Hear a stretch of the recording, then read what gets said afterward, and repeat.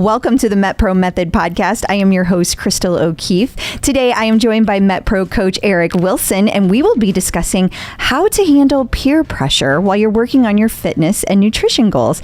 Eric, thank you so much for joining me today. Hey, you're welcome. Thanks. Nice to be here. It's nice to have you here. This is something I get asked all the time. I have had clients say to me, you know what, I'm going out to dinner, but I don't want to explain why I'm eating differently than them. Or I'm going to a work party and I don't want to explain why I'm not drinking. So would you consider these interactions peer pressure? Is there a better way to describe it? What would you call it? I think peer pressure to me, I was thinking about this the other day. So peer pressure to me is when somebody wants you to do something with food that you don't necessarily want to do.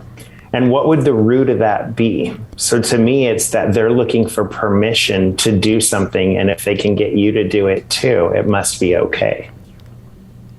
Well, that's so well said. I want to eat, right? If I want to eat a piece of chocolate cake, but I'm feeling guilty, if I can get you to eat a piece with me, it doesn't feel so bad.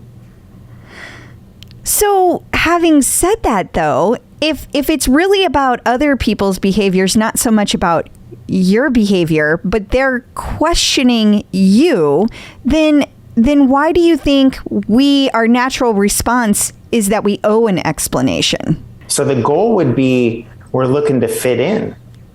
And so if we stand out because we're doing something than everyone else, that's problems people.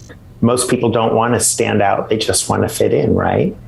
So suddenly I'm the one that's doing different, looking at me going, what's that guy doing? And so I'd rather just be kind of going along with the flow and not be standing out as like, how come this guy just busted out a food scale and he's measuring his rice over here at the table, right? Yeah. So, and I've had clients that have told me, I brought my food scale to a restaurant. And I'm like, oh, don't do that again. Like I don't want you to be like that, right? I want you to be aware and I want you to have measured things at home. So when you go there, you'll know what a portion size looks like without having to measure it. Right. Or you'll be close enough for government work, I'll call it. Right. We want people to have the tools, not necessarily whip the tools out every day, but like mentally be able to use them anytime. Yeah. So if it feels rude or you feel like, hey, I want to fit in, that's the reason. How should you handle it? Like, what is the answer there then? So the answer to me is one of two things. It's identifying what is it you're going to and what's your comfort level with the people there. So 2 examples. I'm going to a family barbecue at my brother's house, and it's just going to be all my family there. Okay, so they all know where I work. They know what I do. They've all been around me long enough to know that I pack a snack with me wherever we go, and they've probably eaten some of my snacks. So that being said, I'm not going to try to do anything outside of what I normally do because there's no expectation or no standing out by me being me. Like otherwise they wouldn't have invited me, right? I'm not going to guilt trip anyone to do anything that they don't normally do. But in the same sense, when I show up with the vegetable tray, because I know there's not enough veggies there, and I'm the one that, is looking through and saying, okay, so I'd rather eat the sweet potato than the macaroni and cheese over there. Like, they're not going to be surprised. That's what I do. Right. What if I just got a new job and now I'm going to be at a function with my new coworkers and they don't know me and I don't want to be this crazy guy on the first day that's like, food scaling his food while we're all there and they're like, who's this, right? Completely different for me. What I probably would do first, I'm probably going to look at the menu of where I'm going in advance and get an idea of what types of foods they have. That way, when I show up there, I probably have a game plan already. So if I look over the menu and I find out it's a pizza place we're going to, and all my choices is pizza, French fries, and macaroni and cheese, right? Like, that's tough. When I get to this event, then I'm going to have to decide how am I going to handle it. Okay, so I don't want to eat pizza because I've been doing really good on my eating. I don't want to blow it. I've got a new low going on this scale. Like everything's lined up. So I've made the decision. I want to go to this event, but I don't want to eat pizza, but I don't want to stand out. Okay, here's what I'm going to do. In my car on the way there or just before I leave the house, I am going to eat my entire on-plan dinner minus the vegetables. Then when I show up to the pizza place, I'm going to order a salad bar. And I'm going to go over and I'm going to go build out a big salad that is pretty much just vegetables, right? I'm not going to throw croutons on it or avocado or ranch dressing or anything. I'm looking for maybe no dressing, maybe a light balsamic dressing. Depending on where I'm at, I might have my own dressing. It depends, on the formality of the place. So think about that. I order this salad and I'm going to proclaim. I'm going to sit down with everybody and I'm going to say, I had a workout earlier that got me so hungry I had to eat dinner already. But I'm still kind of hungry, so I'm going to eat this salad with you guys too. I hope you don't mind. Okay, right there, I explained my actions, why I'm not eating what they eat. There's no guilting anyone for eating anything they're eating. And who hasn't been in that situation before where you were so hungry you had to eat, but you still want to be social? Right. This allows me to check all the boxes, but not have to eat that food in that scenario, assuming I didn't want to. That's great. Very nice, Eric. I love that.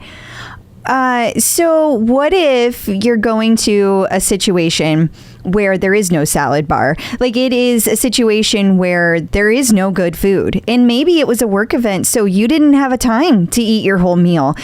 What do you do in that case? Okay.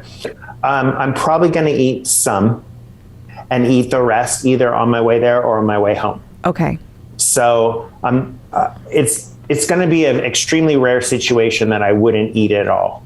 Like something I would have to be not feeling well, or like it was a food I had an allergy to or something like that. So I'm never just going to say, no, I'm just not eating. But I'm going to pick, okay, so let's say we're going to that pizza place and I know don't salad bar. They don't have anything other than pizza, macaroni and cheese, and French fries then. Okay, so when I get there, what I'm going to do is I'm going to eat one very small slice of pizza. Okay. On my way there, I likely would have eaten my protein and probably tried to have eaten a carb. So what if I could get down some beef jerky and an apple on my way there? Then when I show up, I've got protein, fat, and a carbohydrate. It already created macronutrient balance by eating protein, fat, and carb on my way there. Now I have this little slice of pizza, and I'm trying to hope it's a vegetable slice of pizza if I can. But if the pizza's already ordered and that's what's there, I'm picking the least of the evils. So I'm looking for something with more veggies and less refined meats on it. Okay. I'd rather a thin crust over a thick crust. Makes I'd perfect rather sense. a red sauce on it than a white sauce or a pesto on it. And I'm going to eat that one small slice. And then I'm probably going to say something after I eat one slice like, hey, I'm really full. Sorry, I already had to eat earlier again because, and I'm going to use my excuse of some exercise or just being super hungry or, anyone that knows me knows I probably was exercising and I am always hungry. So both those aren't excuses. They're true. Yeah. And that holds true for a lot of other people too. So in that case, you're not even making up an excuse. But yeah, worst case scenario, I still ate that little slice of pizza. That way I didn't stand out. I got a little bit of a treat. I ate on plan right before leading up to it. And guess what? As soon as that meal's over, my very next meal, whatever it be, is going to be back on plan again. So here's the steadfast rule that I tell people to remember. And that is that no one meal is ever going to undo all your hard work. Absolutely. 100% agree. And I still created stable blood sugars by having my protein, fat, and carbs. I just added some extra protein, fat, and carbs with the pizza. But again, I was on plan up into it, and I'm going to be on plan right after it. So my body will find stability pretty quickly. Well, you raise a really good point that is who you are. What if you're a person who's shifting completely? I've never been a person who's exercised, and all of a sudden you're exercising. All of a sudden you've always had eight 8 drinks when you go out, and now you're like, I'm not drinking. Sure. How do you handle that with people? I know I'm putting you on the spot a lot, Eric. So, so for me, some of it is, so I know this. So I spent a long time working in a hospital, and some of working in the hospital was learning about behavior change because, I mean, what ends you up in the hospital is usually something catastrophic that makes you think twice about changing your behavior, or you might be there again, right? Absolutely. Okay, so some of it is, do you want your behaviors to change? Because if you do, you need to tell other people so they will hold you accountable. Now, that doesn't mean you have to tell people that will make you feel bad. Maybe you don't tell your coworker because they eat cheesecake every day at lunch, and you don't want them to feel bad about eating their cheesecake when, you know, you're sitting there next to them eating your veggie plate. But at the same sense, if that coworker is always offering you cheesecake and you're constantly saying no, maybe at some point tell them, hey, I'm working on it and I'm going to things down, and it's nothing to do with you. It's that I've got this goal, this personal goal of mine right now. And again, I never try to make anyone feel like anything they're doing is wrong, but I'm happy to tell them what I'm doing and why. Yeah, absolutely. I think it's just leading by example a little, I guess. Like sometimes people will see the things I'm eating and say to me like, wow, where'd you come up with that? I'm like, well, here's where I came up with that. And it elicits a conversation that, you know, they weren't necessarily curious like why I was eating so healthy. They were kind of curious like, how did that come about? Yeah. What if it's the type of conversation where they're kind of like, well, like, Eric, you're already thin. Well, you already are in good shape. Why? You don't need to lose weight. Why are you doing this? It's only one cookie. It's only one drink. What's the problem? How do you handle something like that? For me, it's not about necessarily body image, what we see, or, you know, if I look at you, what I see doesn't tell me how healthy you are. I worked with tons of people over the years, thousands of people in the hospital that if you looked at them in the outside, they were the picture of health, but they were a mess inside, and vice versa. People that looked extremely unhealthy outside, but they go and do a cardiac stress test and they get the heart of an 18-year-old at 50. And you go, right? So these things happen. And so for me, some of it is remembering that it's the big picture of what's going on inside of us that we're working on. So I happen to have had a father who died of heart disease. And so for me, it's really easy to make choices toward foods that don't encourage heart disease because that risk factor's in my family, right?